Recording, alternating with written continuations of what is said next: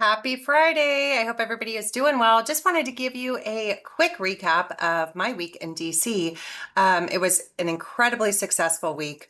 The night before, we descended on the Hill, which was unbelievable. Imagine just thousands of realtors ascending on the Hill, um, and just filling the buildings and halls of both the House and Senate buildings. Just an incredible thing to see. But the night before, the Senate has sat dormant on the 21st Century Road Housing Act for the last several months, if not almost a year. And lo and behold, they put up a Senate vote for this bill to move forward to allow some revisions to happen to it to align more closely with the version that came out of the House. And it passed with an overwhelming majority. It was like 87-8. There were 5 withheld or didn't vote. But I am just super excited that this is moving forward and excited because the impact that it's going to have on our buyers, sellers in the Kansas City region.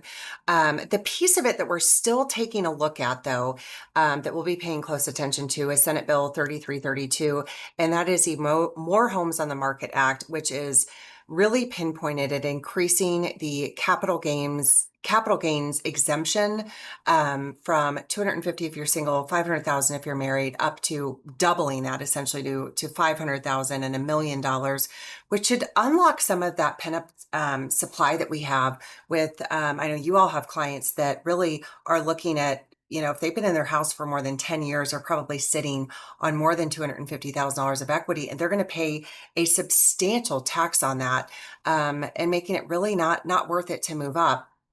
The Senate Bill 3332 would actually allow that to open up quite considerably. So keeping our fingers crossed, both of our Kansas senators have signed on to co-sponsor the bill, which is huge.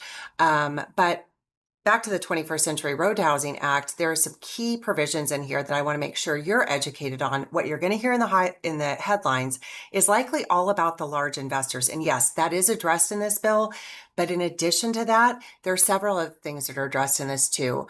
For one, they are trying to make community and local lenders, putting them back into really having access to the loan programs, removing the government red tape that they've had to endure the last several years, and making smaller loans more attractive, which in our market and in Kansas and Missouri across the states is really a huge burden and something that is going to be a huge positive impact for us. Expanding financing availability to manufactured homes. I actually had the opportunity to meet one of the REACH companies, which are up and coming prop and fintech investors and companies, startups, and spent a lot of time with a gentleman, this gentleman named Grayson, who is doing some incredible things with manufactured homes. So I'm excited to be able to tap into that, for you all to be able to tap into that. And possibly open up some amazing opportunities. And glad that that's included in this bill, that fingers crossed will become legislation to open up lending for manufactured homes. There's a lot of government red tape that happens, not just from the federal level, but it trickles down to our local level as well. And I'm at least thankful that our legislators in DC are listening to us and realizing that the layers of red tape that they're imposing on building and the dampening that has on our housing supply, the impact that has is incredible. So I'm glad that they're listening, paying attention to that, and realizing that all of those things really play into the supply issues that we've had for the last several years, the affordability issues that we have nationwide, and just access to housing and access to home ownership. So I was so excited to go and represent you all in DC and bring back some good news. So I will attach this PDF. So if you want to learn more about it, you want to share this, you are welcome to. We'll be paying close attention to how this kind of plays out next week, as it's expected to go to both Senate and House next week and wind up on the president's desk to sign into law. So fingers crossed. And again, there's some other bills that we'll be paying very close attention to that I'm sure will fall on the heels of this. So that's your update straight from DC. Hope you all have a fabulous, fabulous weekend.